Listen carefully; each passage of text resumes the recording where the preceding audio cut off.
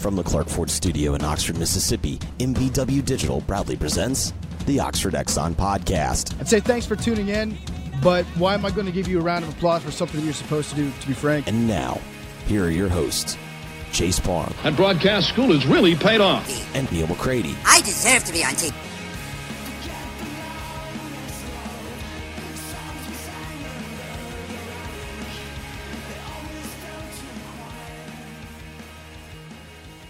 Welcome into this Wednesday edition of the Oxford Exxon Podcast. Chase Parham, Neal McCready, Clark Ford Studio this morning. We will talk some football. We'll talk some other stuff today in this midweek edition of the podcast as we move toward Ole Miss out in southeastern Louisiana, 3 o'clock Saturday from Vaught Hemingway Stadium.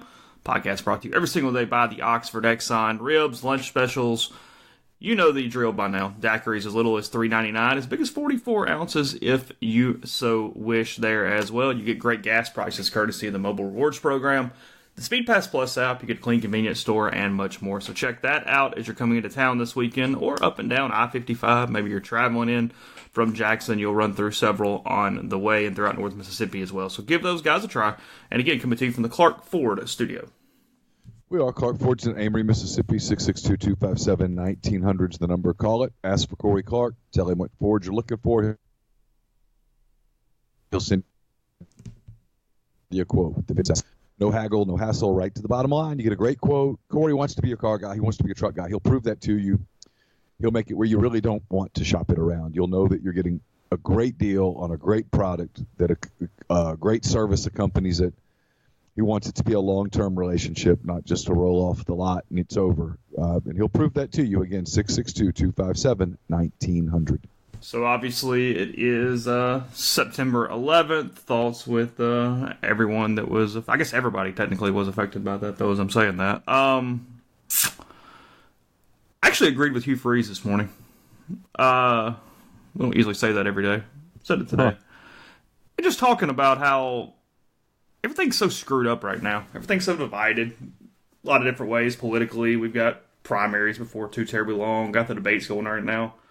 September 11th, never a day anybody would want to replay. Awful day in the country's history. September 12th, pretty cool. Days leading after. We talked to this podcast all the time about you going, back, you going to Syracuse for that stuff and the George Bush first pitch and all those things, but maybe not a more united time than right after that. And then slowly it just sort of fizzles and everybody gets back into their ways and then, the stuff that's day-to-day problems and it becomes divided again. But I don't know. He just made mention to it and I thought, as bad as September 11th was, tragedy, awful. September 12th, September 13th, 14th, pretty good days from a country and a morale standpoint.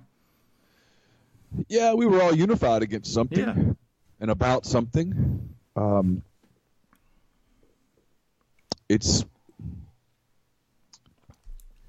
learned you have to be careful with your words on stuff like this because we're now almost, you see a lot of the people saying, hey, let's not revisit that. Let's not go back to that. We don't want to upset anyone. We don't want to hurt anybody's feelings. I don't know. It's kind of hard for me to forget. 18 years ago, that was a lot of feelings got hurt. I think we ought to show it all the time. I think we ought to remind people that what the country is.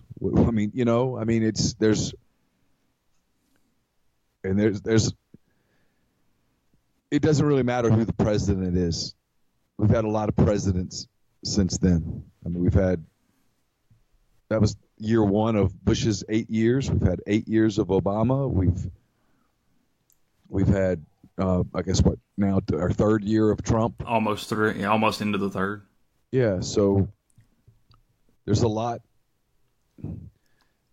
There's a lot of political differences, and there's a lot of everybody. We are incredibly divided. There's tons of racism out there. It's constant. It's not just white on black. It's black on white. It's white on Hispanic. It's Hispanic on white. It's everything. Sometimes I think we forget that we as Americans, that we have our share of, no matter what color or creed you are. That was an attack on our country, on our way of life, on capitalism. So an attack on a lot of things. And yeah, we rallied around each other, and I think everybody was nice to each other. Everybody, we were like, hey, we're all in this together, truly. And we just get away from that. I don't have any. I get frustrated with it. I get frustrated with the whole lot of the divisions in our country because I think they're ridiculous, frankly. But we do a lot of it, and then a lot of it is our field. The media is irresponsible. The media is so agenda driven. It is often full of people who are lazy, they're ill-informed, or their agenda is so strong that they simply can't get away from it. And everybody gets all worked up about stuff that, frankly, we shouldn't get all that worked up about, in my opinion. Yeah, no, there's no doubt about that. And I mean, September 11th happens, and everybody kind of lets it back in a little bit. I mean, you hope that it's true reflection, that it's sincere, that it's not perfunctory. I think we should show it. Like, yeah. I think American school kids, my 3 kids, 2 weren't born. You're talking about like news footage. Yeah. Oh, gotcha. I think they ought to sit and watch it. Relive the day. Yep. Every year. Relive it, understand it, get it. Of course, I think that when we teach the American Revolution, we don't need to water it down and make it a cartoon. But that's what we do. That's a good point. I've never thought about that. We water it down, man. It's a cartoon. It's a real quick little synopsis. Oh, yeah, they threw some tea in the harbor. Ha-ha. Yeah, Paul Revere Road had some battles. Yeah. Gotta kind of sanitize that. We're fighting for something specific. There was a fight for something. Well, when they teach it, and I'm not criticizing teachers. You're not setting agendas. That's not my point. Teach it though in this way where it's these two kind of equals in a way, or either like this David and the Goliath thing, but so watered down instead of, my God, it was a miracle. Yeah, lucky in so many ways and fortunate, like, oh my God. But what were the colonists fighting back from? They were fighting back from. They just were unable to live their lives freely. They didn't have rights. The taxation was out of control. People wanted individual freedoms. Mm-hmm. And so you see where some of the stuff that people argue over now, I wish they could kind of go back to 1760s and take a kind of look at it and think, well, this is what that was about. I'm not making much sense. I'm sort of rambling. It's okay. I think I get frustrated with the people that can't acknowledge some of the problems that we have in our country today are just because some people just are lazy. It's what it is. And we don't, it's a gift to live in this country. It's a country of opportunity. And if you don't take advantage of that opportunity, it's on you at this point. A lot of the systemic stuff that people talk about, I think it's excuse.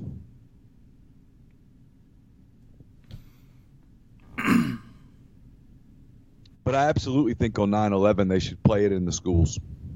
Let people watch it. Be a really good history lesson. Have almost a 9/11 day where it's, hey, this is what we do in this period. Like, no matter what class you're in, here's what we're doing today. Yeah. Why not? It should be not a holiday. It should be a Memorial Day. Yeah. It should be a day that we stop and reflect. It was an attack on it was an attack on America. It was an attack on our way of life. It was Americans, people who got up that morning and went to work in 2 of the most iconic buildings in the country. A lot of them faced the most horrific decision that you can imagine that morning. Do I burn to death or do I jump to my death? Yeah, if you got a little time today and you never read it, read The Falling Man by Tom Junod. Yeah. Those are your two choices at that moment. Call your family, leave a message on a voicemail. Call your wife, call your mom, call your brother, say your goodbyes, then pick your death. That's Americans were faced with that choice. Americans. It ought to piss us off 18 years later. You don't need to gloss over it, soften it, make it something that's a little more sanitized. No, it wasn't sanitized. I hate that part of it. We should teach it. In the same way that we should teach that the men who signed the Declaration of Independence, it's not just a document. If we lose, it's a death wish. They would have been killed. They would have been executed as traitors. It took courage to sign that. We don't teach that. Not like that. Not like that. We don't teach it like that. No, you make John Hancock into a cartoon character. And so now when people say, "Hey, you know what? I don't want this level of taxation. I do want my rights." So people fought for those rights. It's a slippery slope. It's a country of opportunity, and we absolutely have enemies. There are absolutely people in the world that hate us.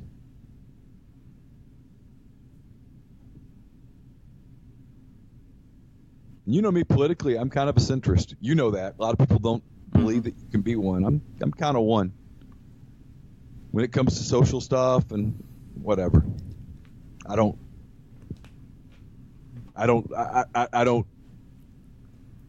really have a lot of strong views. I have no issue with a lot of the social liberal agenda, but when it comes to some of the other stuff, I just think sometimes we could learn some lessons from some of the things that have happened to us. Yeah, you're pretty live and let live. But we don't need to. I personally believe we ought to teach World War II a lot differently than we do. Don't sanitize it. Get real about it. But 9/11, absolutely. It's a day that I can remember every single thing about it. Everybody who was alive then, old enough to remember it, can remember everything about it. And I think it's a day that... It's that generation, our generation's JFK moment. It should be a day of national reflection. We should close banks and stuff like that. But not a holiday. Not everybody turn it into a cookout. It should be a day of mourning/reflection. I really do believe that. I'll never forget that day covering a freaking press conference where some people were asking football questions. I wanted to scream.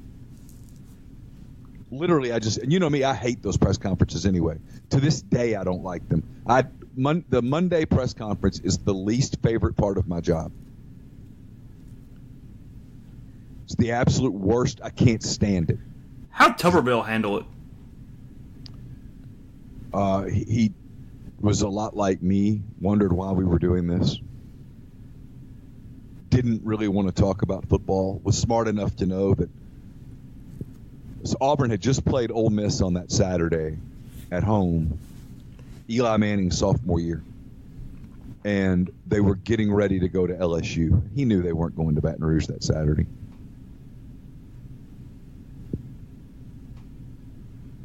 I saw him in the hallway, right before he got started. He said, "What are we doing?" That's a great question. Took 1 week off.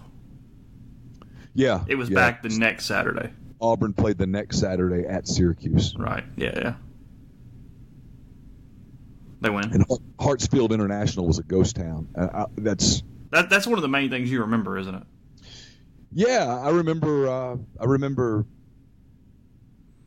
being relieved when the league canceled the games that weekend because I didn't want to be in Tiger Stadium on that Saturday night because I think about it every time I go into a stadium. Every single time I go into a stadium, I think, what a target this place is right now.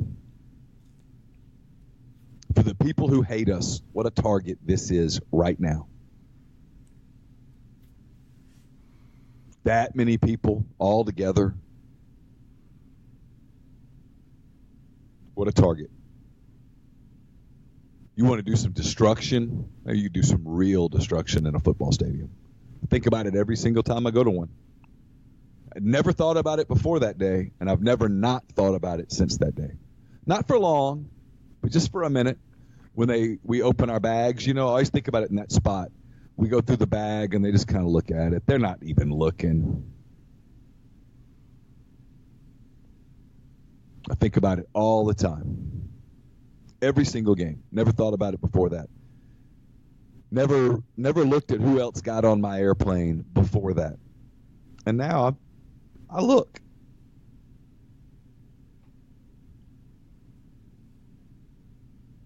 It just was the air security things. I mean, I was a senior in high school. I had not flown much. Did it change overnight? Like, what was sort of policies week before to week after? How did that work? It changed completely, right? That's where was that when it happened? Like boom, boom, boom, right there. If I recall correctly, it was kind of almost immediately. Okay. And then after that, after the shoe bomber guy got caught. Yeah. That's when the whole shoe thing happened. That's when the shoe thing happened. I remember that. I flew Mobile to Atlanta to Syracuse, and there was no one on the planes. Like that, I was on a big plane from Atlanta to Syracuse, one of the 757s or whatever. I'm not a plane person. I don't know. It was huge. And I remember getting on, and it's just empty.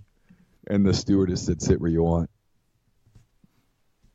It was a Delta flight, if I recall. So it was, it was assigned seating.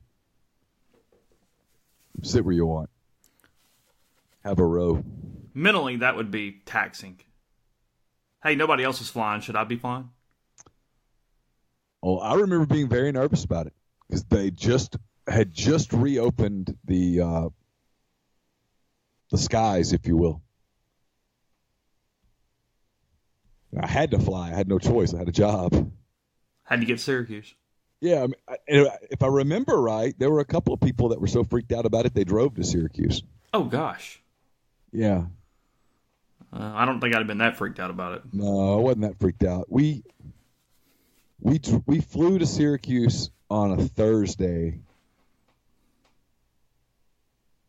Went to Cooperstown on Friday and then covered the game on Saturday. And the game, I remember the security at the Carrier Dome.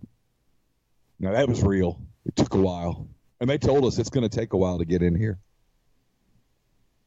Because Pataki was there, the governor of New York. Oh. At the game. And they told us it's going to be heavy security. And there were it was very heavy outside of the arena, and then it took a while to get into the arena, and that was a different deal. Even then, that was 9 days later. It was kind of like, why aren't we really playing football? I mean, life went on, but it was a distraction mechanism. Yeah, after I guess that. so. 3 hours to not think about it. It took me a while to be able to kind of write about football again without thinking about the other stuff. Without thinking, why are we writing about something so trivial? Because there was a woman at the end of our street in Mobile whose brother had died in the attack. And she put this giant American flag almost across the width of the front of the house. And so when I drove down my street to get to my house, it was right in front of me. You couldn't help but see it. It was a constant reminder. And never saw them. It was months before I saw them again. I mean, she just kind of retreated. I don't blame her. inside our house, but it was always that reminder of that. Yeah. We'll continue the podcast in 1 second. First, I'll tell you about Community Mortgage, Oxford, Memphis, Stono County, and Chattanooga. All underwriting and processing is done in Memphis. They're getting local underwriting that understands your market, leader in condo financing, the float down option, and with rates as low as they've been in about 2 years. Good time to talk to Jason about refinancing, about purchasing with Community Mortgage. 662-234-2704 or JLOWE at communitymtg.com. If you're coming up to Oxford the next couple of weeks, I strongly suggest, especially if you're considering moving to Oxford, retiring in Oxford, take a good look at Splinter Creek. It's a gated conservation community. It's located 8 miles southwest of Oxford, 75 minutes from the Memphis airport. It's in the Taylor area, but it's a beautiful, beautiful area to look at. It's absolutely gorgeous. You can look at the website, splintercreekms.com. You can call Tom Smith Land and Homes and arrange a tour with one of their agents, 601-898-2772. They have 34 lakefront lots ranging in size from 2 to 25 acres, 650 acres of lakes, pine and hardwood forest, 6 miles of private roads. It's a preserve for turkey and deer, a flyway for birds, home to bald eagles. It's absolutely gorgeous. The lakes are the main streets of Splinter Creek. They have a combination of docks and floating piers, a pavilion with a fire pit, outdoor kitchen for use by homeowners, their families, and guests. The lakes were built for swimming, quiet boating, and fishing. They're stocked with copper-nosed bluegill, brim, and largemouth bass. So, again, check it out, splintercreekms.com or 601-898-2772. Also brought to you by Jackson Beer Company. They have 10 beer taps for sampling and growler fill. You can mix your own pack of beers from their single shelf, which has more than 350 beers to choose from. You can get kegs to go. Join the text program they have at JBeer. So text JBeer, JBEER, to 51660, 662-638-3642. They're located at 1801, Jackson Avenue West. We're also brought to you by Blue Delta Jeans. This week, Blue Delta's in Jackson Hole, Wyoming, Austin, Texas, Houston, and Atlanta. If you are in one of those areas and you want to set up a private fitting, send them an email, info@bluedeltajeans.com. As you know from listening to the podcast yesterday, they're now the official jean of the USA Ryder Cup team. You can get yourself into those jeans as well. It's a great partnership for golf tournaments. It's an ideal product to bring to your golf club for tournaments and events. And with Gino finally being out in the open, Blue Delta is wanting to continue pre-selling the fabric. It's soft, it's comfortable. They've got lots of great colors. The sewing will begin in Halloween, so don't miss out on the opportunity. Go ahead and reserve your spot in the first run of this great new fabric from Blue Delta Jeans. Searching for that unique way to brand your company swag? Have a special event to memorialize? Well, Dead Soxy has you covered with their custom sock program. Click on the custom socks link. They'll walk you through the entire process, from the complimentary digital mock-up before your order is placed to delivery, logistics, and even custom packaging. Dead Soxy is your place to create a gift they will use time and time again, with all-inclusive pricing, no upcharges or fine print. The custom sock design process is as simple as it gets, so head over to deadsoxy.com. That's DEADSOXY.com/custom. Remember, you can still save 30% on general orders with the promo code Rebel Grove. And as always, stay Soxy. Podcast is brought to you by Master Cuts Lawn and Landscape. Premier Lawn Care, they're out in northern Mississippi, but a lot more as well. Custom playgrounds, retaining walls, pool decks, outdoor living spaces with paver patios, forestry mulching, and much more. The path to your dream backyard, easier than you think. Online at GoMasterCuts.com for a free quote, or the same free quote at 662-607-7773. Again, that's GoMasterCuts.com. We'll get into Ole Miss stuff in a second. A couple different things there. I will tell you, I don't know if you saw this, Neil. I kind of had a moment last night where I was watching Carly Ann, and I said, I think she's probably going to be okay from an intelligence standpoint. I put a picture up on Twitter of her vacuuming in a Cinderella dress last night. Did you see this? Okay. The backstory to this, which made me laugh. She, as I've told you, I've probably said on the podcast, she wears Disney dresses constantly. For whatever reason, it gives her confidence. I don't know, whatever. She can be in regular clothes and be kind of whatever. She puts on some semblance of a Disney dress and she holds her head high and doesn't complain and gets on with her day. So whatever. If it's for a 3-year-old, if wearing a Belle dress is what gets it done, then so be it. Don't care. Sure. Look good, feel good, right? Yeah, hey, it's what Jeffrey does with Nike. She does with Disney princess dresses. It's all good. So anyway, she came in last night and she had a dentist appointment, done pretty well with it, got a balloon, was pretty pumped about that. And she wanted pretzels. So I gave her a bag of pretzels and she was sitting down and she spilled pretzels on the floor. I didn't say anything, just kind of watching her for a minute. She goes in the laundry room, gets the vacuum cleaner, comes in the living room, is able to actually operate the trigger, which I didn't think she could do, and starts vacuuming the pretzels. Well, the pretzels were too large for the vacuum cleaner to grab. So she drops the vacuum cleaner, kind of stares at it for a minute. I'm still just kind of watching her. She puts on also Cinderella, Disney, whatever, these hard sole slipper things. You can see them in the photo. They're like purple slippers. And proceeds to smash the pretzels under her feet. And at first I want to yell at her. I'm still watching her. She is smashing them to make them smaller, gets the vacuum cleaner back out, vacuums all of it up, and then puts the vacuum cleaner away. It's a little bit of a long run around, but it makes sense. It was problem solving 101. I kind of watched it and went, for a 3-year-old, not bad. Okay. We could have just picked the pretzels up and put them in the bag or in the trash or whatever, but she was hell-bent on vacuuming them up, so she found a way to make them small enough to vacuum them up. She could have just said the hell with it. Well, that's true, too, because she's 3, and eventually I would have picked them up. She's like, I'm a princess. Somebody else get in here and pick this up. Yeah. She realized that even princesses have to vacuum. Yeah, I was kind of intrigued by the whole deal. I was like, okay, yeah, fair enough. It's fine. Yeah, I think at 3 we're fine with the dresses. I mean, they will get to an age where I'd rather her not go to school wearing Elsa, but not there yet. Whatever. Oh, no. Don't care. Oh, no. She's at an age where she should wear that daily. Oh, gosh. Don't even need other clothes. Just buy a bunch of dresses. No. That's like Carson wears the same 4 T-shirts in rotation, basically. Doesn't change your day. You don't give a crap. Like, why don't you wear other shirts? I'm like, what difference does it make? Let him wear what he wants to wear. It's all right. There will be big problems one day. What you wear to school is not one of them. So whatever. Yeah, I mean, they'll stop fitting at some point.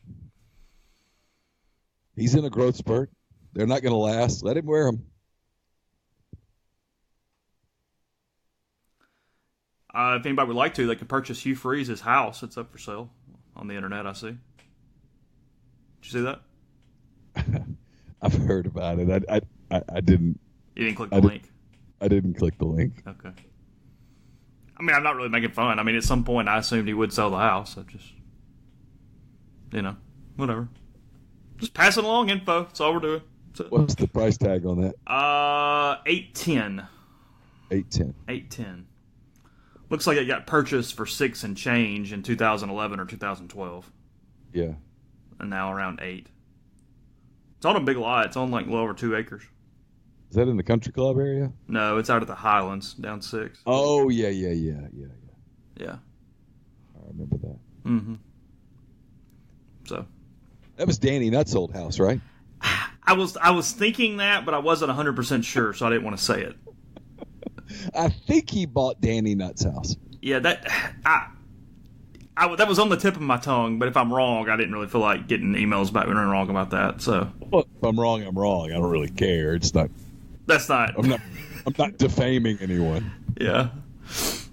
How dare you? It's not Danny Nutt's house. Okay, cool. Yeah, fine. All right. All good. All good. So, put this on the message board yesterday. I was getting some questions. I was getting people telling me that Robert Robbins had not applied for the chancellor job, president of Arizona, somebody who I playfully have endorsed for a while. Not that playfully. Not that playfully. So let's not rewrite that history either. Let's stay in the lane. Okay, fair enough. Whatever. Forceful endorsement. Yeah. I mean, nobody cares what I think. But anyway, so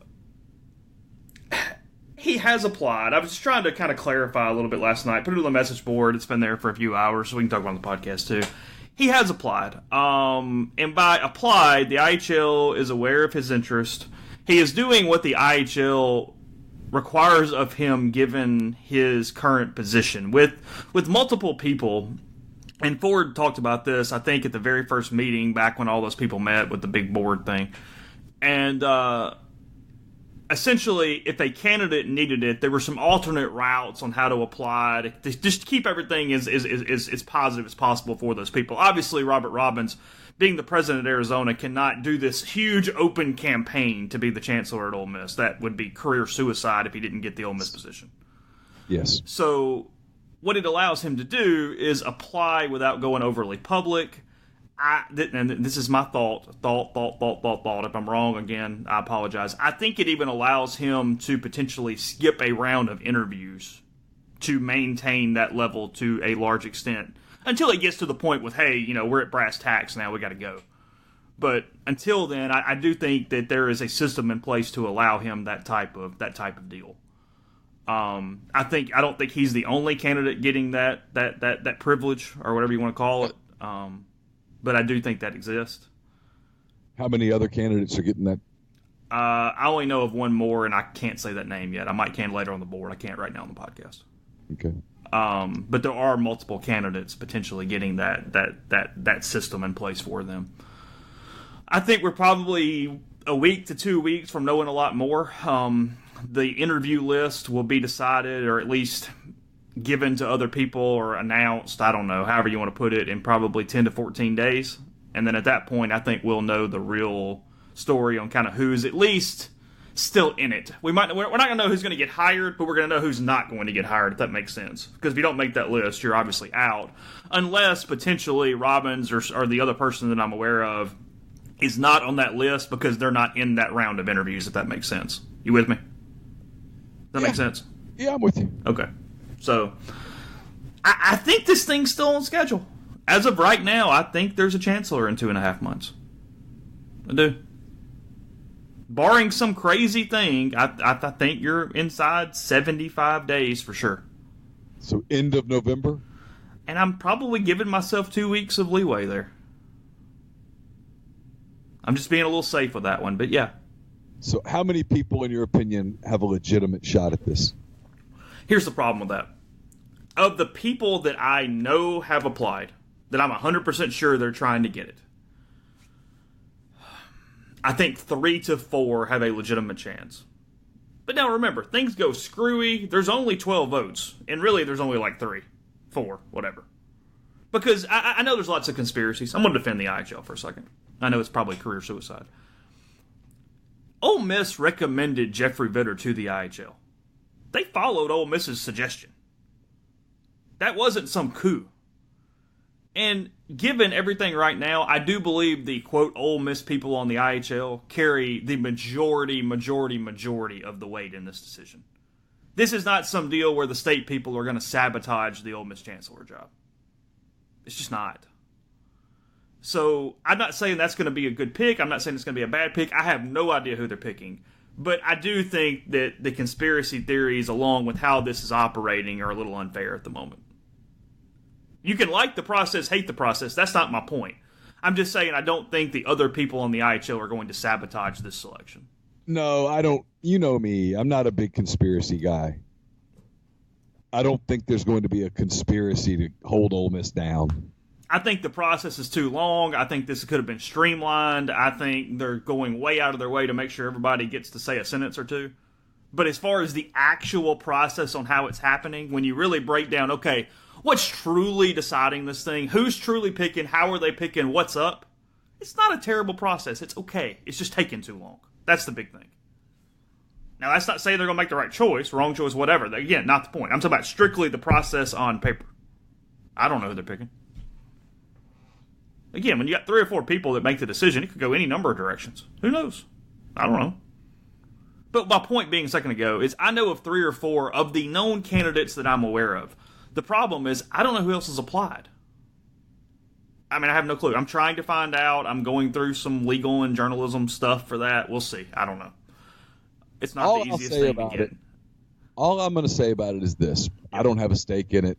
I've said from day one, I'm not expressing an opinion on it. Honestly, I don't have much of an opinion on it. I don't mean this in a disrespectful way, but I don't really care. What will be interesting is if it's not Robbins in the end, if it's a political type person, Ole Miss's messaging is going to be challenged. They're going to have to package that in a way that is more palatable than I think it's going to be on the surface. Yeah, because this is not about my pro-Robbins stance or anything else. Robbins is trying to get the job. He wants the job. In enough ways, he has made it known he wants the job. He has shored up the lone negative in his resume from the last time he applied and didn't get it, which was he had never run a Division I university. Well, he's certainly done that now. He's run it's bigger than the University of Mississippi. Right. So he's done that, and he's made it known through enough circles that while he has a huge price tag at Arizona, he'll take a moderate pay cut to take this position. So it's that deal where, yeah, look, I don't know who's getting hired. We'll see. But for the average rank and file Ole Miss fan, or for the people that are not having some agenda and connected to other candidates, if it's not Robbins, it better be pretty impressive, because there could be a lot of, oh my God, it was another hire because of this or that or whatever. Because from a sure resume standpoint, just resume standpoint, and again, I don't know who else has applied. There might be 10 other candidates that are phenomenal that I don't know. But of the people I know who applied, they do not have Robbins' level of resume. Just resume. That's it. For this particular job. Well, right. Yeah. I mean, duh. Yeah. Yeah. I'm not aware of any other sitting presidents in good standing that also have a medical background. I mean, okay. That's pretty specific. You know what I mean? Yeah, I mean, I'm trying to be really careful here, because I've said I don't want to have an opinion, and I don't really have an opinion. But I have a common sense opinion. And the common sense opinion is, if there are candidates that are more qualified than Robbins who want the job, you probably should go ahead and pull the trigger on that.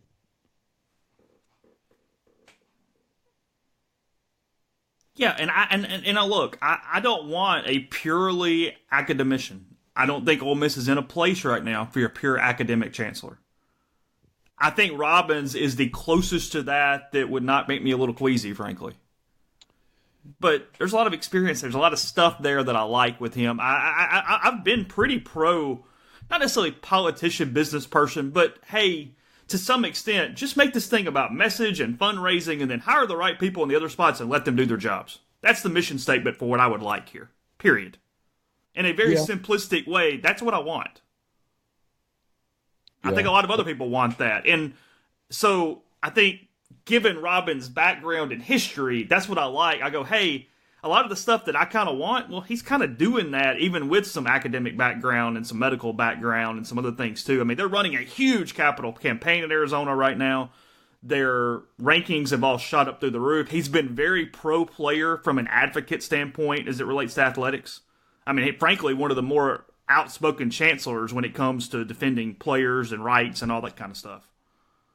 So there's just a lot to like. That's kind of my point. And given the options that I have seen, I really like that resume. That's why I've been down the road I have for the months that I have. Yeah, you've been on the committee.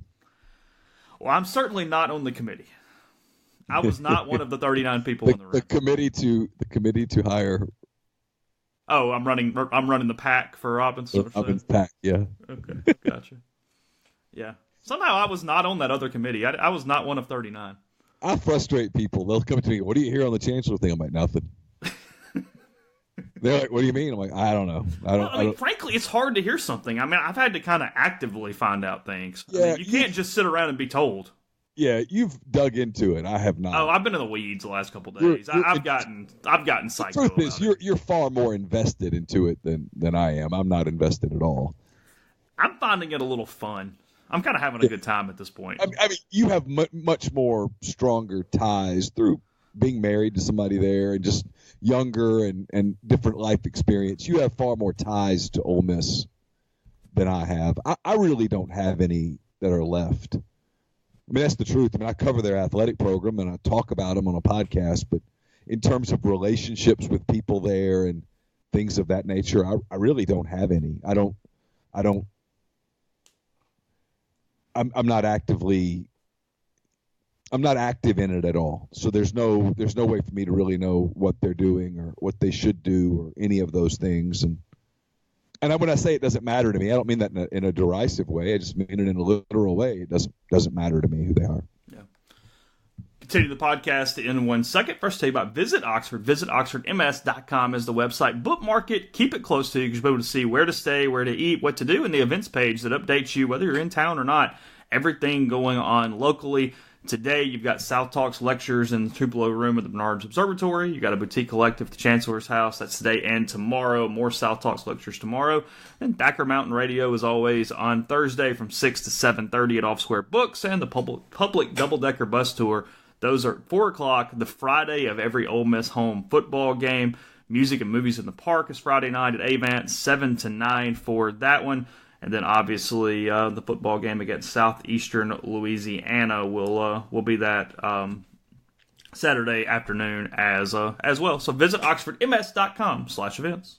We'll have picks up tomorrow. They're sponsored by Southern Craft Stove and Tap, located off Highway 7 and Sisk Avenue. Southern Craft Stove and Tap places an emphasis on food and atmosphere, mixing the quality of fine dining with a come-as-you-are environment, featuring 30 craft beers, offering a high-quality selection of cuisine and libations.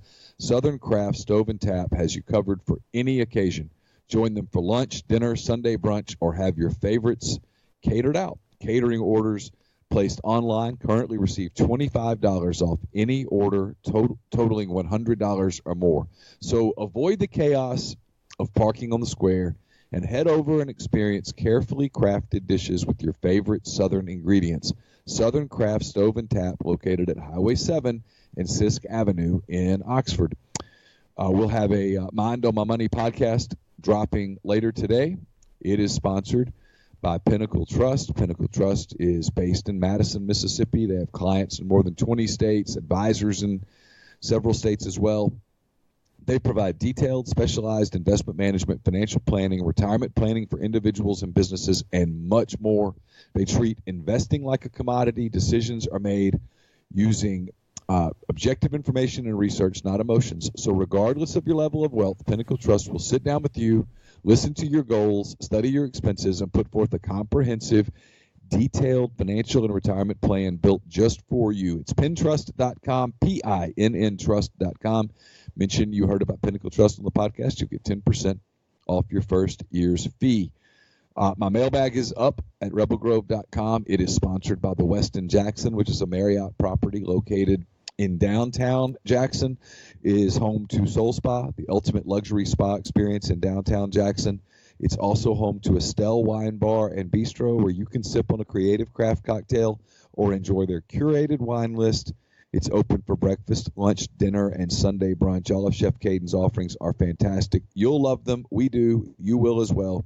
That's at the Westin Jackson in downtown Jackson. And we're brought to you by John Edwards of Regency Travel Incorporated in Memphis. Whether you're thinking about that golf trip with the guys, an anniversary trip, a holiday trip with the family, you want something that's going to be memorable, that everyone will talk about for years to come, you need to get in touch with John. He's part of Virtuoso. It's a worldwide network of travel partners that allows John to supply his clients with added values and unique benefits that are simply not available to other travelers. John has been traveling the globe for basically 40 years. He knows all about the travel business. He knows the extra attention that's needed to make a special trip one that creates a lifetime of unique memories. So what you do is you get in touch with him. You give him some parameters, you give him a budget, and then he'll give you options that you would not find on your own. And no, you don't have to live in or near Memphis to take advantage of his services. 901-494-3387, or send him an email at jedwards@regencytravel.net. First-time clients save $50 off their first booked trip just by telling John you heard about Regency Travel on the podcast. So did you see the alcohol numbers at Tennessee compared to a previous game at the same time? Yes. Amazing how dangerous the beer in the stadium made that stadium just one of the reasons that this got red taped at Ole Miss is because they thought an extra police presence would be needed because of the alcohol sales. That defied logic, but sure. So Tom Satka, I don't know, somebody. He compiled this. It's on old Twitter. Tom. Huh? Good old Tom. You know Tom? Nope. Tom is the Associate AD for Communications at the University of Tennessee. Okay. He's the men's basketball SID, to be in layman's terms. I don't know. There's big titles now. Whatever. We need better titles, Neil. We do need better titles. I told you today I was filling out something and I needed a better title. I had to figure out a title. Couldn't figure out my title. I want to just be a publisher. I want to be the president in charge of something. You need specialist in there too. Yeah. Communication specialist. We got to come up with something. Yeah. So here's the numbers. Grand Poobah. Publisher's boring. Shogun, if you will. Yeah. So here's his tweet. Alcohol was sold at Neyland Stadium for the first time Saturday. Below is an incident comparison between Saturday's game and Tennessee's most recent September 7 p.m. kickoff. Okay? So basically 2 September night games. Okay. This one, and then September 22nd of 2018. Okay. Attendance. This year, and this is all announced. Look, Tennessee sucked last year too, so it wouldn't fall in either. 92,475 this year, 100,027 that time. So $8,000, but whatever, same thing. Okay. A lot of people though. Yeah, a lot of people. Arrest. Last year, 14. This year, 6. 6 is smaller than 14. It is. Ejections. Last year, 35. This year, 18. It's also worth noting, Tom says, good old Tom, that 6 of the 18 ejections never even actually made it into the stadium. They were turned away at the gate. So 12. So 12 people who were there at some point around kickoff didn't make it to the end because they were told to leave. Yeah, 12 people who got into the stadium were removed from the stadium. Escorted from the stadium. Compared to 35 the year before. However, I don't know how many of those 35 never got into the stadium too. I don't know. But it's basically half. They cut it in half. They did. That is correct. Okay. I mean, just a number. That's it. Just a number. Sounds violent. It sounds like it was out of control. Yeah. I mean, and now look, can you... let's go at most... And this is being very, very, very, very nice to some bureaucratic people. At most, it's the same. There's no way it's before, because even the freedom fighters on that tweet went back and said, yeah, but BYU was in town, and you can't compare. I was like, okay, good God. Oh, stop. Like, good grief. It's a visiting team. Who cares? I mean, how many people made the trip from Provo? Come on. Stop it. No, I will not play nice here. This is bureaucratic numbskulls refusing to even be real. These are people with not nearly enough real life experience. It was a mistake at Ole Miss. It left money on the table. It was dumb. I've talked to people that were at LSU for their first game who said the atmosphere was noticeably calmer.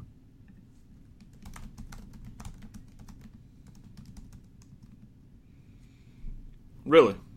Yes. If you make it available in the stadium, this doesn't apply to everybody because I know there's going to be the message board thread that goes, I'm still going to smuggle my bourbon or whatever in. Cool. But not everyone will. But the majority of people, I'm right on this. There is numbers to back it up. The majority of people, if given the choice, will just go buy a beer if it's available and not smuggle their hard alcohol in.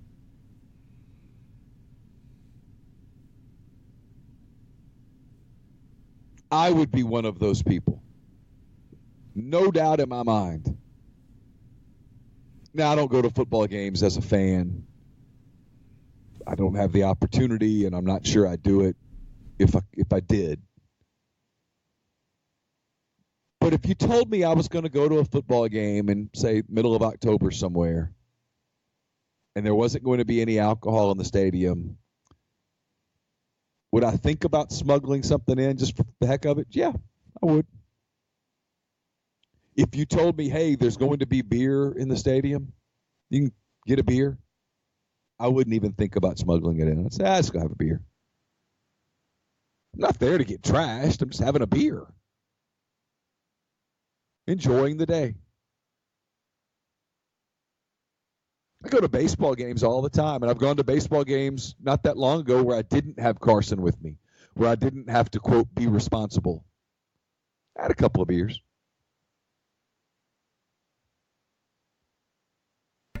I have found when it comes to things like this, I'm closer to every man than I ever gave myself credit for. I had a couple beers. I might have 3. 2. And I wouldn't even have 3. No way. Yeah. I think I had 2. I went to a Cubs-Mets game. I'd gone to cover the NCAA thing in Covington, and Ole Miss played in San Francisco, and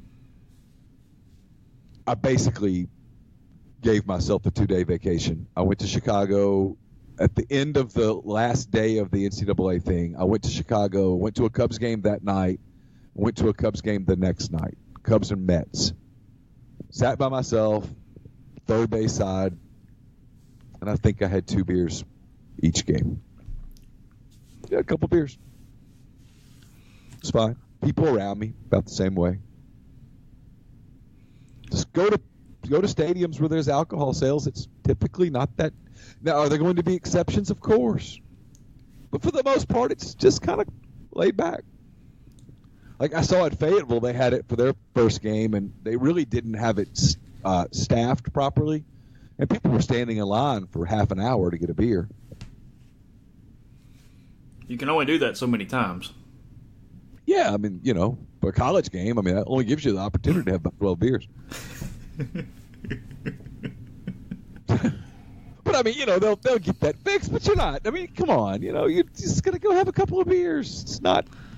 I still contend that while it's completely necessary for football, I'm going to die on the hill of it is the biggest game changer for basketball versus anything else. Oh, I think it's an attendance changer. That's what I'm talking about. It's a huge deal for basketball. We've talked about this.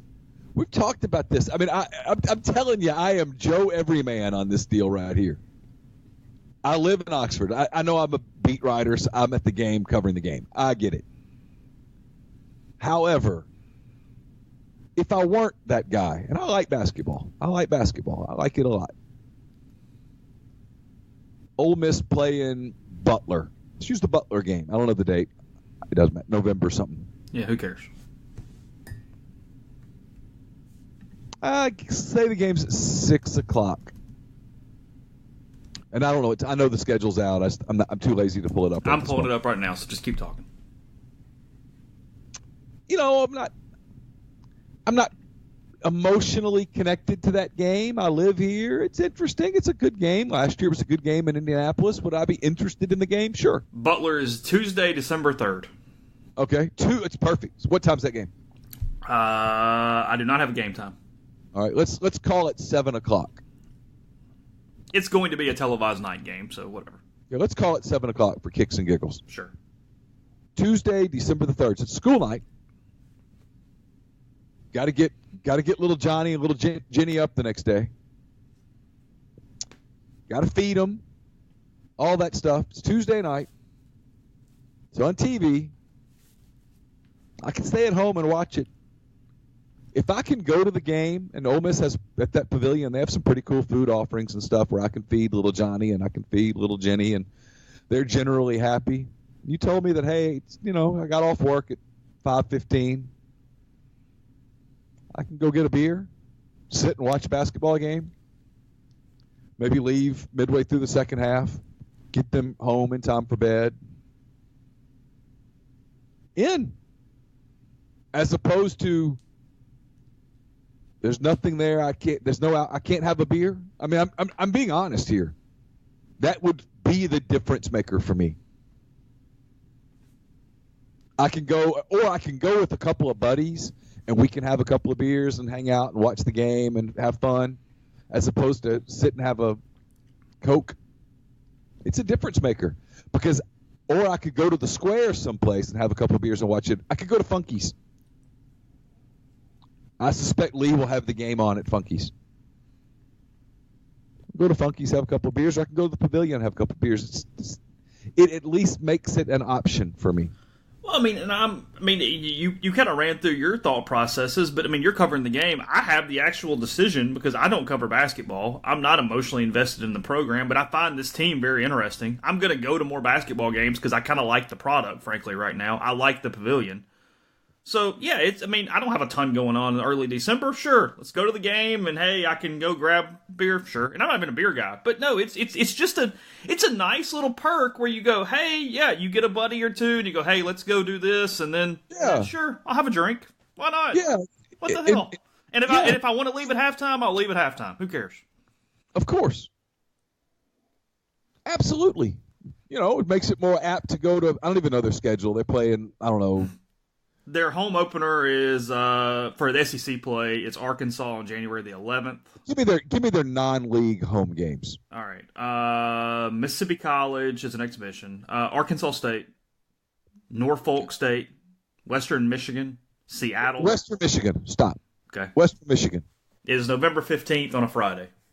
Yeah, Friday night, November the 15th. Ole Miss plays LSU the next day? I believe that is correct, yes. You're in town. A lot to do. Town's fun. It's exciting. Getting close to Thanksgiving. Getting close to the holiday season. Hopefully, a little nip in the air. Go out. Or you can go to the game. If there's the fact that you be able to buy a beer, buy a glass of wine, buy a White Claw is a difference maker. That will change the attendance that night in that building. No doubt.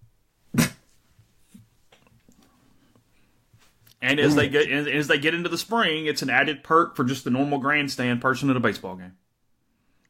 That's where I factor in. Friday night for a baseball game? Yeah. I can have a beer and watch 4 innings and leave? In. That's what I said. I mean, you would be much more apt now. I mean, right, wrong, and different. It's just real to, hey, Ole Miss is playing Florida, and hey, the Cubs got that pick, and that Florida kid is around that spot. Why don't you come watch him for 4 innings? Okay, sure. What the hell? Of course.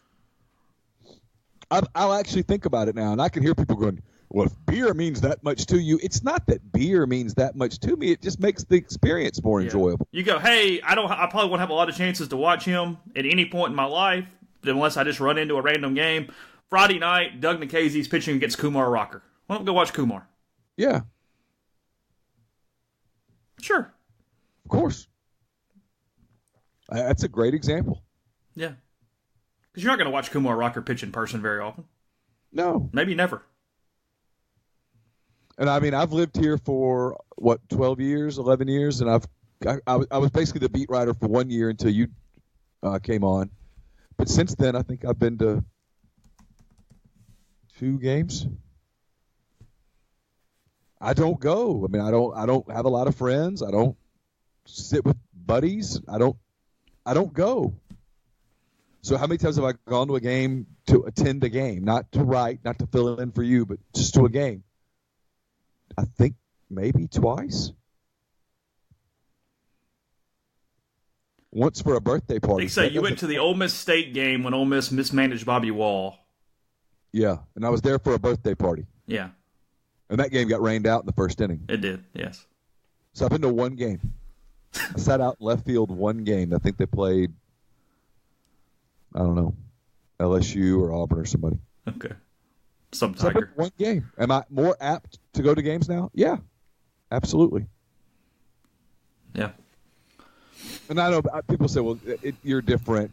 Most people who live here are big fans and stuff. I get it, but you're still trying to get people to come to games. You're trying to get people to, instead of going to, someplace on the square right away, you're trying to get them to push that back a couple hours. And Yeah. it's a difference maker, and the people who say it's going to make it more volatile, it's not. It's just not.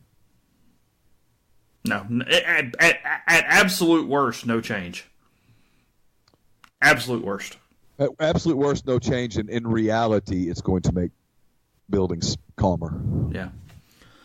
Podcast brought to you in part by G&M Pharmacy there on South Lamar in Oxford. They deliver local to your home or workplace in the Oxford area, 662-236-2222. I've done that just this week. Where couldn't get by there, just give them a call. They'll bring it right to your door. Leave it. It'll be easy for you. They also offer MedSync to be able to deliver and fill your prescriptions the same day every month. One trip, make it easy as possible to make sure you have what you need when you need it. You can ask about their CBD oil options, including the new roll-on option, the sildenafil. You can do that online at gandmpharmacy.com. Just click product request, and they will take care of you. So again, that's G&M Pharmacy right there on South Lamar, 662-236-2222. We're also brought to you by Grenada Nissan. If you're in the market for a Nissan vehicle, Grenada Nissan's the place to go. They've got a complete selection of new and previously owned Nissan vehicles, great lease deals as well. Go in, test drive one today. Tell Gene and Sandy that you heard about Grenada Nissan on the podcast. You'll get Rebel savings on top of the already great deals at Grenada Nissan. It's GrenadaNissanUSA.com. We're also brought to you by Harry Alexander. Harry is an Oxford-based RE/MAX Legacy Realty agent, a big part of Savannah Square, which is a new 9-acre development, 0.7 of a mile from the Oxford downtown square, conveniently located east of North Lamar, just a short stroll from the Midtown Shopping Center. This weekend, if you're coming in this weekend, on Friday afternoon, Harry will be out in Savannah Square. They have 4 new properties in various stages of completion out there. If you'd like to stop by and take a look, Harry will be out there, be happy to give you tours, show you around.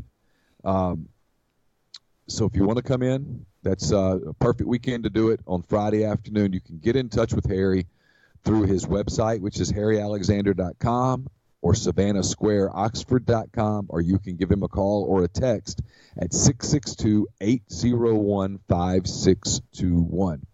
We're also brought to you by Oxford University Bank, OUB, locally owned and operated right here in Oxford. When you deposit money at OUB, that money and the vast majority of the bank's profits go right back into the Oxford community. OUB gives you the comfort of home, all the benefits the big mega banks provide, all the technology and products you can want, all with the personal touch. And when you call OUB, you speak directly with the live person. No 10 buttons to push, no 5 minutes to wait. It's home to Casasas, the absolute best cash checking account. With Casasa, OUB will pay customers 2.5% interest on their balances up to $50,000 and refund ATM fees nationwide. OUB also offers online bill pay and mobile check deposit using its online app. To learn more, go to liveoxfordbankoxford.com or call 662-234-6668. OUB is FDIC insured. And we're brought to you by 7 South Tailgating. 7 South is the premier tailgating service provider at Ole Miss. They offer your standard tailgating services such as tent, table, and chair, set up and break down, but they offer so much more. They'll set up, break down, and store your own personal gear. You can rent gear from them. They've got everything you could possibly want. Cooler, ice, beverage service, TV satellite generator service, storage bins, carpeting or hay for ground cover, tent sidewalls, and so much more. Get in touch with them today or go online, get a detailed quote customized to your specific needs. 662-321-1682 or visit 7southtailgating.com. Celebrate 125 seasons of Ole Miss football with this exclusive offer. Pick one conference game and one non-conference game, which includes parking for just $125. For more information, visit OleMissTix.com.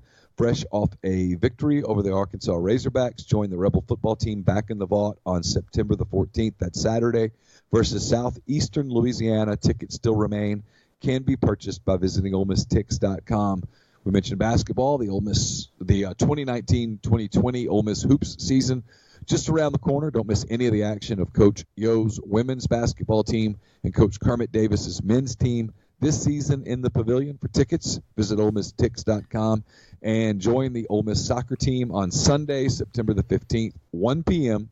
as they take on South Alabama. Admission is free, so bring the family out and enjoy. We got tweeted at 36 minutes ago from someone who says they watched around 200 Major League Baseball games per year, mostly the Rockies. No idea who Matt Chapman is or was. Wow. Yeah. You jinxed Christian Yelich yesterday. Attaboy. No kidding. Beer, Chancellor, NL MVP race. Got a lot going on, Neil. You just... Man. Think I actually added you this to my resume? Can your CV be updated for this? Yeah, I think you could. Okay. I think you could update that to your title. Okay. Fair enough. Just wondering. Yeah, broken kneecap? Broken kneecap. That sounds painful. He looked like he was in pain. I saw pictures. It has to hurt. I did not watch a video. I did not want to see it. Did you? I went to bed in the second inning of the Cubs game. They were down 6-2. I woke up, looked at my phone. It was 8-8. And I just knew they're going to blow it. I made myself go back to bed, woke up and found out that indeed they blew it, giving up a bloop single and 3 consecutive walks to walk the winning run home. Ooh. Meanwhile, the Dodgers clinched their 7th consecutive NL West title yesterday. 7 in a row. 7 in a row. No World Series title. I think they're getting back to the World Series. We'll see. That Dodgers, Astros, Dodgers, Yankees. I feel like we're getting Dodgers Astros. Feels that way. Yeah. That Astros pitching staff. Whew. I kind of like the Astros. I have no real reason. Just kind of like them. They're fun. I don't watch them or anything, but yeah, they're good. We talk about it all the time. There's teams for some reason you kind of go, yeah, sure. Yeah. Why not? Yeah, they're really good. So, what's on the site from a football standpoint from yesterday? Put up a notebook yesterday. We talked to Snoop Connor, Derek Nix, Luke Knox, and I put up a video interview with Jeff Coons, the inside linebackers coach, who is very sharp. Very sharp. A great interview. They could just bring him every day, and we could just start talking about, so, the weather, Jeff, go. And I think the answer would be very good. Your mailbag is up at rebelgrove.com as well? Yeah, mailbag's up. Up early. I'm, again, second week in a row, kind of on top of it. A lot of stuff there this week. A lot of stuff. A little more of a varied mailbag this week than some weeks. One of the questions was, I don't know how you can, it was about the Kennedy assassination, how you can think the third shot was from behind. You went very detailed about that one. I got some research. I did some research. Okay. You kind of went after Chad Morris a little bit this week? Carefully. You do have a thing now where you try not to completely piss off the University of Arkansas. Well, there's 3 universities I have to be careful to completely not piss off. Which can be very difficult some days, can it? It does. I mean, because they all have their foibles. Yeah. I mean, so I want to keep doing my job the way that I do my job, but I don't want to upset the scholarship committee or the people who determine who makes the college dance team. Okay. So I gotta be. Also, you keep talking about how casual you're going Saturday. What the hell are you wearing? I'm telling you what, it's gonna be 100 degrees. Okay. I'm gonna wear pants, but I'm not wearing anything with much of a collar. Okay. I'm not getting hot. Are you wearing what you wore to the thing Friday night? It'll be something similar to that. Will it? Yep. Okay. That okay? I don't care. Wear what you want. Live and let live. I mean, I wasn't going to tell you to wear a shirt and tie. Well, I would have told you I'm not. So.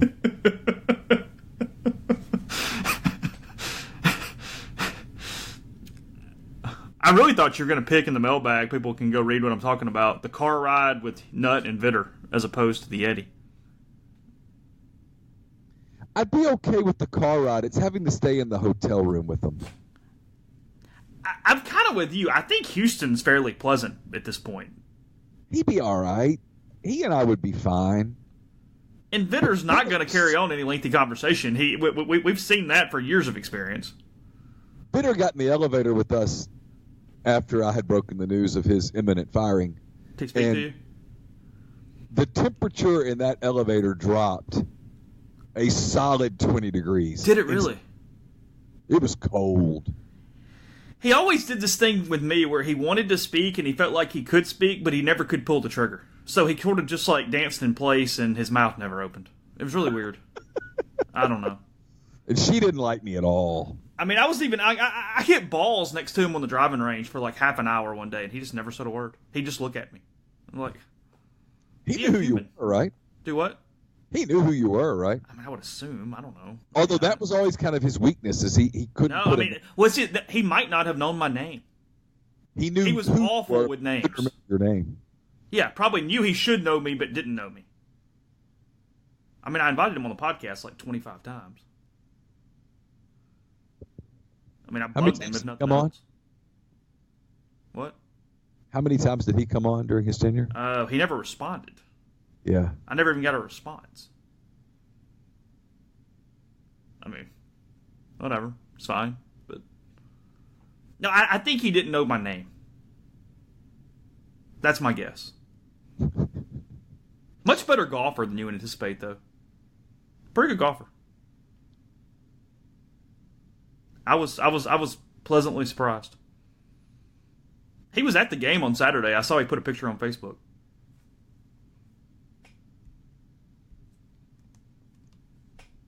I'll give him credit. If I'm him, the wildest of horses couldn't drag me to an event like that. The football game? Yeah, if you're the chancellor that got fired, essentially run off, told you're not wanted. I mean, I'm not attending the football game. Yeah, he appeared to be, judging by the photo, he was directly across from us. I just pulled it up. Yeah. It says ready for first home game, pregame photo when the band was on the field.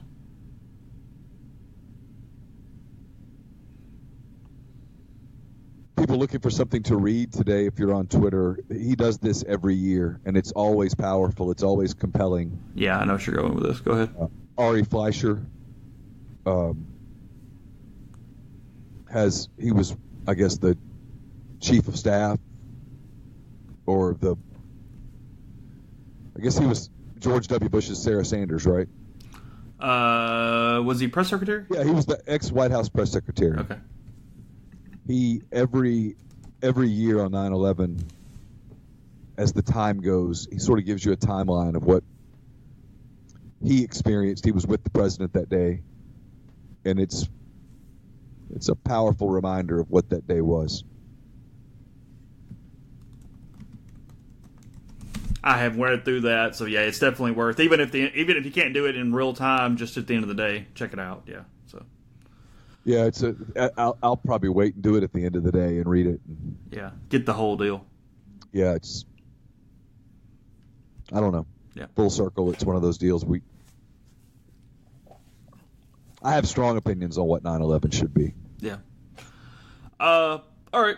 That is the show for today. Glad you guys stuck with us. I really was just not in the mood to talk a lot of football, a lot of hardcore sports. So appreciate you hanging out. Plenty at rebelgrove.com. Put up some passing chart stuff with Matt Corral last night with Elijah Moore. Obviously, there's a lot of chancellor discussion on the board at rebelgrove.com. So subscribe. Check it out if you are a subscriber. Go read around with that. And we'll be back tomorrow with another podcast. Talk to you then.